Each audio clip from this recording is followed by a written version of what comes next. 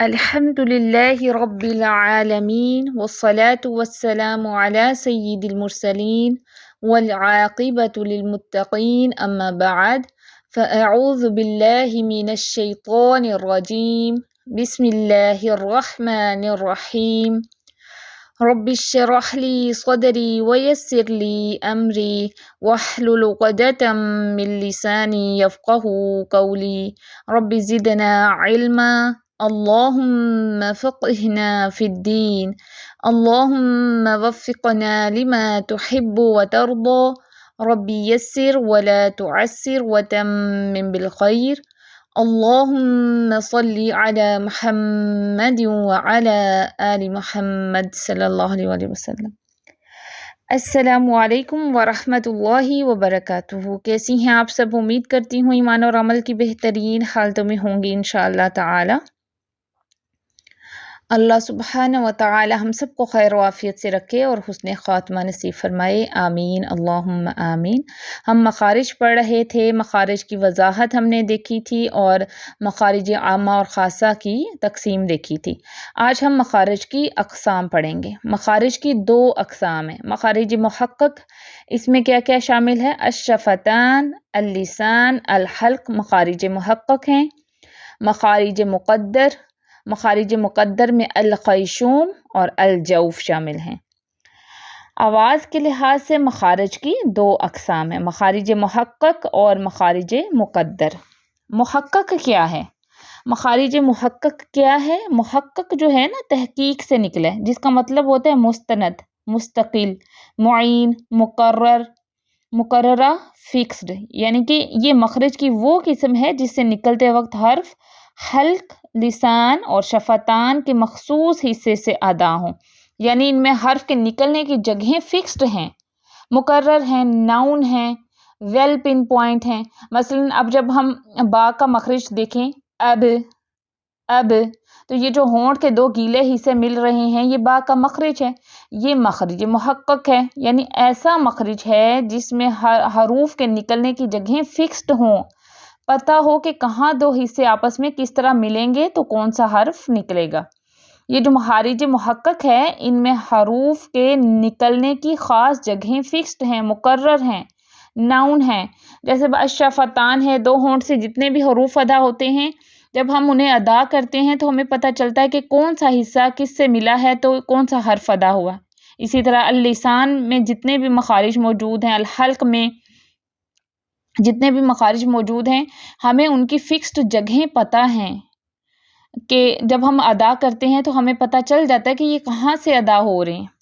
تو مخارج محقق دراصل حروف یا ان کے آوازوں کی بننے کی مقررہ جگہیں ہیں، اور مخارج مقدر کیا ہے؟ یہ قدر سے نکلا ہے، جس کا مطلب ہوتا ہے اندازہ کرنا، یعنی وہ مخرج جس سے نکلتے وقت حرف حلق، لسان، شفتان سے ادا نہ ہوں۔ ہم نے دیکھا نا کہ مخارج مقدر میں الخیشوم اور الجوف ہیں۔ الخیشوم سے کیا ادا ہو رہا تھا؟ ہم نے جو تقسیم پڑھی تھی اس میں ہم نے دیکھا تھا الخیشوم سے غنہ ادا ہوتا ہے، کسی بھی قسم کا غنہ، نون مشدد، میم مشدد، اور الجوف سے حروف مدہ اور حرکات ثلاثہ ادا ہوتے ہیں۔ تو اب یہ مخارج مقدر ہیں، یعنی ان مخارج میں حروف کی کوئی خاص جگہیں یا آواز نکلنے کی کوئی خاص جگہ فکسڈ نہیں ہے، مقرر نہیں ہے، بلکہ ان میں کیا ہوتا ہے کہ آواز مخرج میں پھیل جاتی ہے، کسی ایک جگہ پہ آواز ٹکتی نہیں ہے۔ ٹھیک ہے، مخرج محقق میں آواز ایک جگہ پر ٹکتی ہے، جب ہم پڑھتے ہیں اب، ٹھیک ہے، یا اج، جو بھی حرف پڑھیں ہمیں پتہ ہے کہ کہاں پہ جا کے آواز ٹکی ہے، کون سا حصہ کہاں پہ ٹکرایا ہے تو یہ والا حرف ادا ہوا ہے۔ لیکن یہ جو الخیشوم سے غنہ ادا ہوتا ہے نا، ہمیں نہیں پتا کہ ناک کے کس حصے میں جا کے غنہ جو ہے وہ ٹھہرا ہے، غنہ ٹھہرتا نہیں ہے، بس ہمیں آواز محسوس ہوتی ہے، تو آواز اس کی مخرج میں پھیل جاتی ہے۔ اسی طرح جیسے حروف مدہ ہیں، جب ہم پڑھتے ہیں با، بو، بی، تو ہمیں فکسڈ پوائنٹ تو نہیں پتہ چلا، فکسڈ جگہ تو اس کی معلوم نہیں ہوئی کہ یہ کہاں سے ادا ہوئے، یہ تو آواز ہوا میں بنی اور ہوا میں پھیل گئی، تو مخرج میں پھیل جاتی ہے ان کی آواز۔ الخیشوم اور الجوف مخارج مقدر ہیں۔ مخارج مقدر دراصل حروف کی صفات بننے کی جگہیں ہیں۔ غنہ بھی صفت ہے اور حروف یعنی یہاں پہ حروف نہیں بنتے، حروف کی صفات بنتی ہیں۔ حروف مدہ میں آواز کا کھنچنا اس کی صفت ہے، اسی طرح غنہ یہاں پہ حروف نہیں بنتے، ان کی صفات بنتی ہیں۔ تو مخرج محقق کو ایسے بھی ڈیفائن کیا گیا ہے کہ جس حرف کی آواز اپنے مخرج پر ٹھہر جائے اس کو مخرج محقق کہتے ہیں۔ اور مخرج مقدر کو کس طرح بتایا گیا ہے کہ جس حرف کی آواز مخرج سے نکل کر سانس پر ٹھہرے، کسی ایک جگہ پہ نہیں، یعنی پھیل جائے، سانس پر ٹھہرے یا پھیل جائے، اسے مخرج مقدر کہتے ہیں۔ امید کرتی ہوں آپ کو سمجھ آ گیا ہوگا کہ مخرج محقق کیا ہے اور مخرج مقدر کیا ہے۔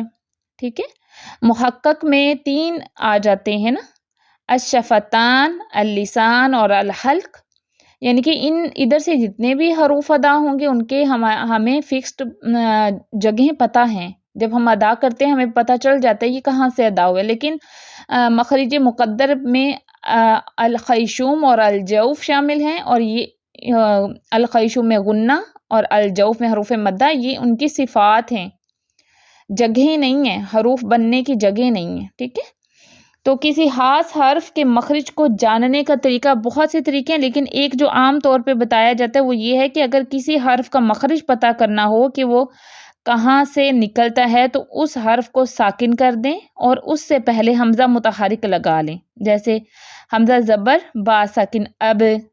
ٹھیک ہے، جب ہم پڑھتے ہیں اب، اج، اد، ہمیں پتہ چل رہا ہے کہ ہمارے کون سا حصہ کہاں لگ رہا ہے، کون سے آپس میں 2 حصے مل رہے ہیں، تو یہ حرف ادا ہو رہا ہے۔ لیکن جیسے دیکھیں ہم پڑھتے ہیں ام، ان، ہمیں نہیں پتہ غنہ کہاں جا کے ٹھہرا ہے، کیونکہ غنہ کی آواز تو پھیل گئی ناک میں جا کے، تو جہاں اس کی آواز رکی وہی اس کا مخرج ہے، جیسے اب، اج، جہاں پہ آواز رک گئی وہی اس کا مخرج ہے۔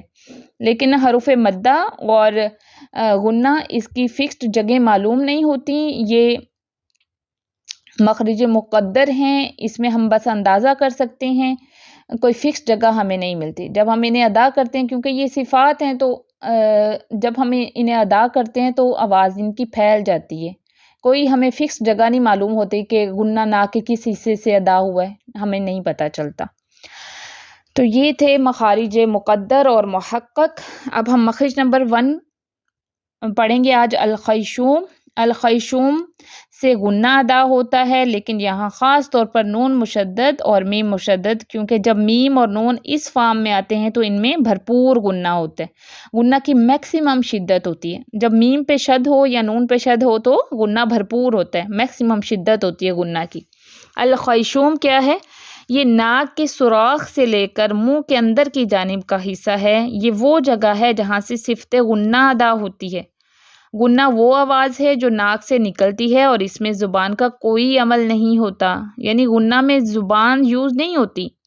غنہ نون اور میم کی ایک ذاتی صفت ہے جو ہر صورت ان میں موجود رہتی ہے، خواہ یہ کسی بھی حالت میں ہوں، یعنی خواہ کسی حرکت کے ساتھ ہوں، ساکن ہوں، مشدد ہوں، کسی بھی فارم میں ہوں، ان میں کسی نہ کسی درجے کا غنہ رہتا ہے، آواز ناک سے نکلتی ضرور ہے۔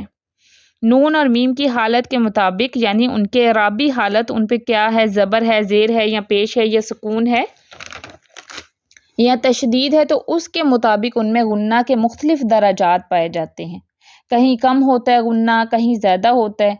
نون اور میم جب ساکن ہوتے ہیں تب بھی ان میں غنہ ہوتا ہے۔ ان دونوں حروف یعنی کہ نون اور میم کی آوازیں ان کے مخارج پر بننا شروع ہوتی ہیں اور ناک سے نکل کر غنہ کے ساتھ مکمل ہوتی ہیں۔ اچھا، آپ ایک ایکسپیریمنٹ کریے گا، جب ہم یعنی کہ ناک کو بند کر لیں اور باقی سارے حروف ادا کریں تو ادا ہو جائیں گے، لیکن نون اور میم کی آواز نہیں نکلے گی۔ جیسے میں پڑھتی ہوں اب، اج، ادا ہو رہے ہیں نا، میں نے ناک کو بند کیا ہے لیکن ادا ہو رہے ہیں، لیکن میں جب میم کی آواز یعنی کہ ناک بند کر کے کروں گی تو وہ نہیں نکلے گی۔ جیسے دیکھیں اب نکل ہی نہیں رہی، کیونکہ یہ اس کی صفت ہے، نون اور میم کی آوازیں ناک سے نکلے بغیر مکمل ہی نہیں ہوتی، غنہ کے ساتھ مکمل ہوں گی۔ آپ سب بھی یہ جو ہے وہ ضرور کر کے دیکھیے گا کہ جب تک ناک سے نہیں گزرے کہ نون اور میم کی آواز یہ مکمل ہی نہیں ہوں گے۔ یہ دونوں حروف اپنے مخرج پر بننا شروع ہوتے ہیں، ان کی آوازیں بننا شروع ہوتی ہیں۔ جیسے ہم آگے جا کے میم کا مخرج پڑھیں گے، نون کا مخرج، تو ان کی آوازیں جو ہیں وہ اپنے مخرج پر بننا شروع ہوتی ہیں اور ناک سے نکل کر غنہ کے ساتھ مکمل ہوتی ہیں۔ جب ہم ان کا مخرج پڑھیں گے تب انشاءاللہ آپ کو مزید کلیئر ہو جائے گا۔ غنہ کی صفت اس وقت زیادہ واضح ہوتی ہے جب نون اور میم مشدد ہوں۔ الخیشوم سے ہر طرح کا غنہ ادا ہوتا ہے، خواہ وہ حقیقی ہو یا مشروط ہو۔ جیسے یہ آپ کو پک میں بھی نظر آ رہا ہے، یہ جو دو ایرو آپ کو نظر آ رہے ہیں نا، یہ نون مشدد پہ اور میم مشدد پہ، یہ الخیشوم کا ایریا ہے، ٹھیک ہے۔ نون پہ یعنی کہ یہ جو نیچے مخرج ہے اس کا، ادھر نون کا جو مخرج ہے ادھر آواز بننا شروع ہوئی، لیکن مکمل کہاں سے ہوئی؟ پھر ناک سے گزر کے مکمل ہوئی۔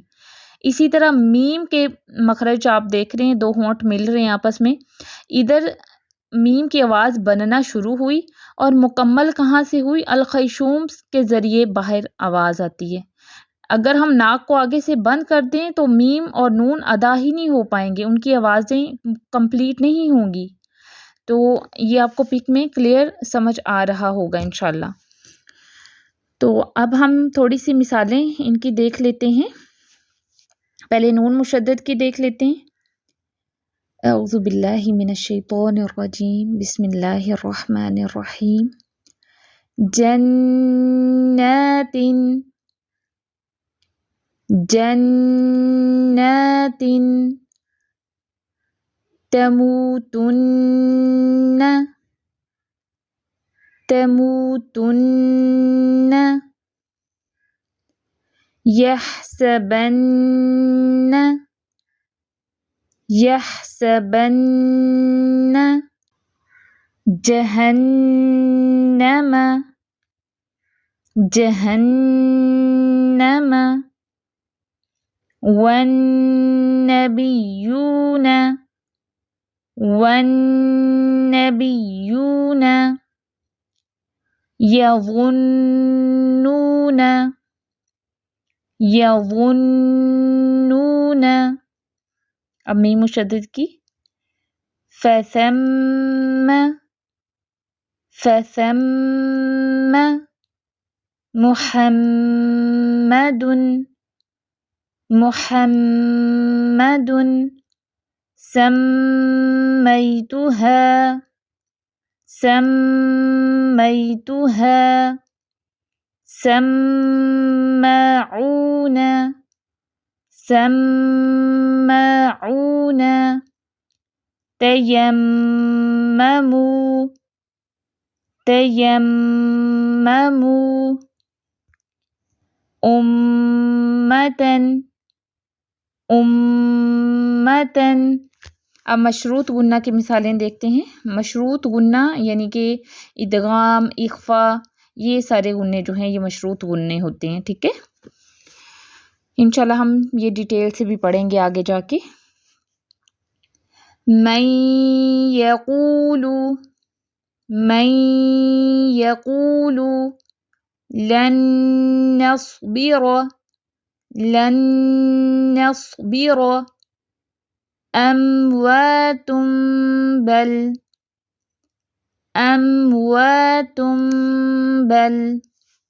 ہم یوقنون، وقف کریں گے تو پھر یوقنون پڑھیں گے۔ یأتینکم منی، اب دیکھیں میم پہ بھی تشدید ہے، نون پہ بھی، تو بھرپور غنہ کرنا ہے ان پہ نا، تو سب کو پراپر ٹائم دینا ہے۔ یأتینکم منی ترمیہم بحجارۃ۔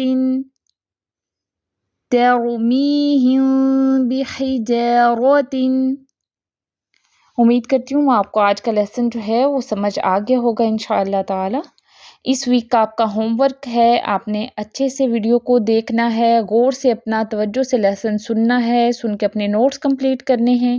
کسی ایک کے ساتھ آپ نے لازمی شیئر کرنے ہیں اپنے نوٹس کمپلیٹ کرنے کے بعد، اور جو آیات آپ کو تلاوت کے لیے دی جاتی ہیں ان کو آپ نے اچھے سے پریکٹس کر کے گروپ میں اپنے نوٹس کے ساتھ شیئر کرنے۔ سبحانک اللہم وبحمدک نشہد ان لا الہ الا انت نستغفرک ونتوب الیک۔ السلام علیکم ورحمۃ اللہ وبرکاتہ۔